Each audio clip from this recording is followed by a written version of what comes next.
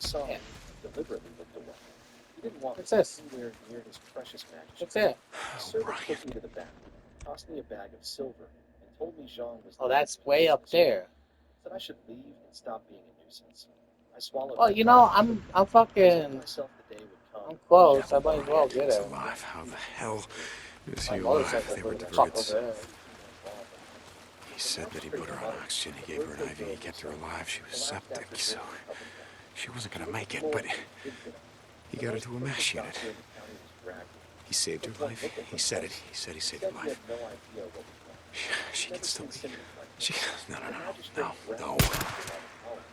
But O'Brien is alive. If he is, maybe. She started crying because she didn't know what to do. Then she remembered. She jumped up and started shouting for the miracle doctor. Deke, Bruce, man. With his A restaurant few days ago, reputation on I the asked line, you if you remembered that Nero asshole. suddenly became very eager to yeah, talk. Deke, it's The all magistrate sent every kind of a guard to blur. a funny. Yeah, okay. Get some shut eye, Bruce, man. I'll tell you about it later. Dr. Nate, save us. When are we riding out of here, Deke? First stop at the clothing shop. Soon, The owner took Boozer, one look real at soon. the ragged hunter outfit. Look, Tried to send me to a as soon as your arm heals, dropped we're my gonna bag be of riding the hell silver on out the of counter, here. and the person shut him Yeah, up. Deke. Suddenly, I Okay. was an honored guest, getting escorted upstairs with me. I picked out 2 sets of the warmest women's winter clothes and shoes, one for Juan, one for June. O'Brien, Bales of silver. It hurt, but my you women out there? never O'Brien? refused to do it. For myself, you son of a bitch, you better radio me. I'd You rather hear me, save O'Brien? the money, fix up our You're on this house, channel? build a God proper damn it. I bought 5 pounds Get of back to pork me, salt, or I'm going to track you down. You stuffed got it all that? in my basket. I was told home when Damn I it, was come on, Brian! guards from the county Back office to were me. running through the streets. I stood there watching, wondering who this doctor was. Then one of them spotted me, and they all munched over. Deke, you there? Did you track down the chopper? Was it the same guy, the one we saw on the roof that night? Inside was chaos. Yeah, it was him. Did he remember us? Sarah, what happened?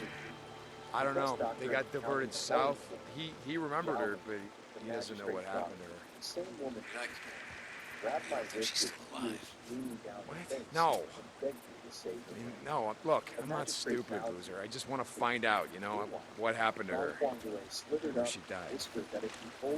Fuckers. I was just getting a deer and you guys just started fucking blasting.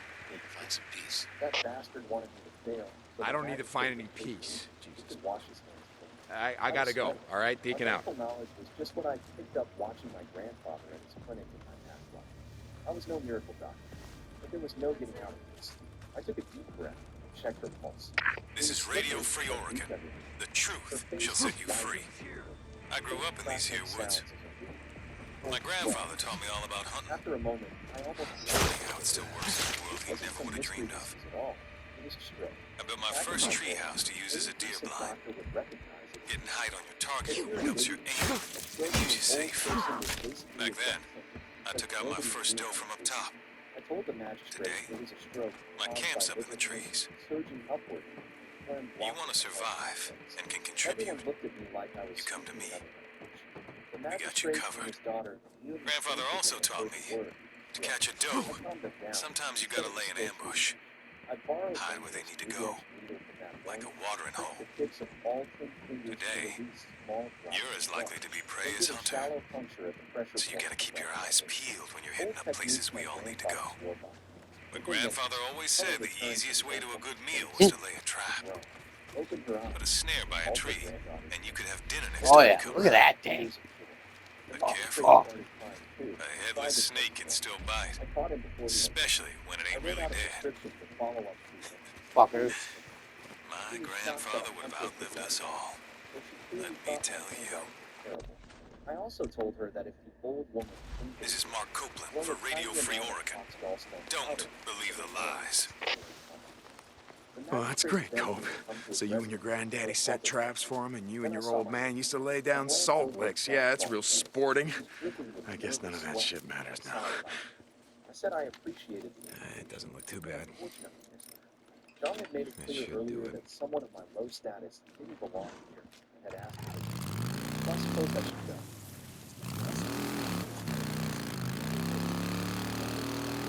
He just loves making enemies, you know?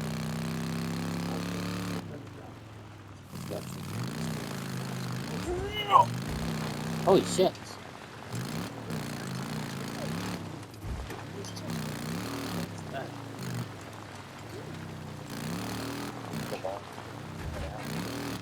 So I supposed I should go.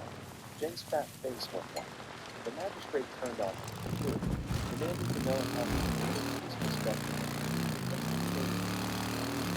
John practically crawled over to the edge. He called himself he offered 100 pounds of silver. When you're asked to stay free, looking at him with those big, curious eyes, really fascinated by his really humble, he performed medical miracles. Besides, he said it was never about me. I just had a simple, humble curious mind. When I held out my hand, then, 100 taels was 100 taels. John Poindouet was kicking himself. He bought my bare meat and paws at rock-bottom prices, planning to use them to earn favor with the magistrate. Instead, I walked away with the magistrate's gratitude. 100 taels was mine, and he managed to offend both me and the magistrate. Beautiful. He handed over the 100 taels personally. Combined with the 65 from the meat One and boy. 85 from the poor, I was carrying a fortune. In a place where a strong man earns 20 or 30 copper coins for a full day's labor, this was life-changing money. Magistrate Xiao's daughter later invited me to their residence for a proper thank you. I declined politely, saying the old woman needed rest, and my wife was waiting for me at home. Gotta The take a closer magistrate look. understood and Oh, made what me the promise hell? to visit once his family It's was worth checking out. after they left. John suddenly became my best friend. He called me Still Dr. got Yeah. it. and talked about how I was destined for great things now that the magistrate owed me a favor. I wanted to spit in his face, but the mature part of me knew better. Instead, I flattered him, told him the magistrate should really be thankful, since none of this would have happened without John bringing me to the facts in the first place. He actually bought it and cheered right on. As I was leaving, John ran after me with a package of fancy pastries from the Capitol Police. John. Then he called over his head guard. A tall, dark-skinned man. Joe Chiang wasn't on the road. He stopped and stared me down with those fierce eyes. He said Jean paid his wages and gave him a room, so his job was to protect Zhang's interests. Then he asked if I truly didn't know why Jean had turned cold on me. That caught me off guard. He clearly knew something I didn't. Maybe about the bear's knife and what Zhang's people suspected. But he wouldn't say more. Just told me to walk faster before sunset. What neither of us knew was that Zhao Yi and his bandits had been waiting in ambush along the Black Wind Ridge Trail all day. Please. No. The moment they spotted figures coming from the direction of town, Johnny got excited and pointed us out to his vice leader, scarred, dangerous looking. The vice leader didn't hesitate.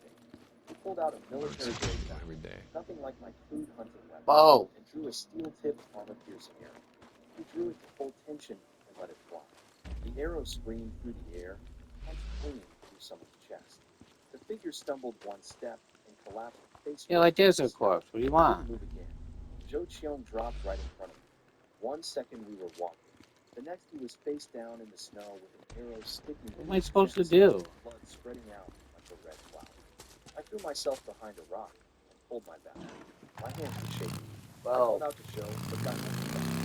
The arrow that hit him was military grade, armor piercing with blood in his palm. This wasn't bandaged with homemade weapons. Someone had real military equipment. Then Joe's voice came, nearly a whisper through the night. He told me to be careful, that the shooter was using a military longbow with a range of 200 to 300 paces.